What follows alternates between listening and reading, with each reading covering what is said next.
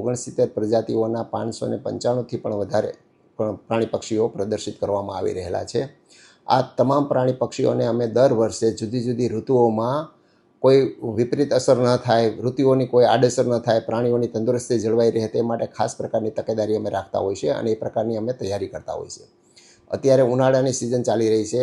ઉનાળાના તાપની અંદર, ખૂબ જ ગરમીની અંદર પ્રાણીઓને કોઈ પણ જાતની મુશ્કેલી ન પડે, એની તંદુરસ્તી જળવાઈ રહે, કોઈ બીમાર ન પડે, કોઈને ઝાડા ન થાય, વોમિટિંગ ન થાય, તે માટેની ખાસ તકેદારી રાખવામાં આવતી હોય છે। અને આ જે તકેદારી છે એ પ્રાણીઓની ખાસિયત, એની બિહેવિયરને ધ્યાનમાં રાખીને કરવામાં આવતી હોય છે।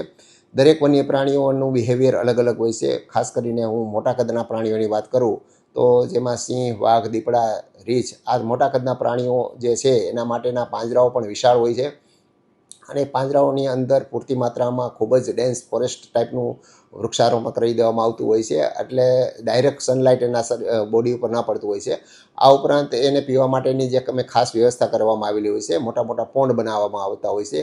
ગરમીની ઋતુમાં ઘણી વખત સફેદ વાઘ છે, ટાઈગર જે છે, રીંછ છે, આવા જે પ્રાણીઓ જે છે જેને પાણી ખૂબ જ વહાલું હોય છે, પ્રિય હોય છે, એ પ્રાણીઓ ઉનાળાની સિઝનની અંદર વારંવાર અવારનવાર પોન્ડની અંદર બેસી અને પોતાનું ટેમ્પરેચર મેન્ટેન કરતા હોય છે।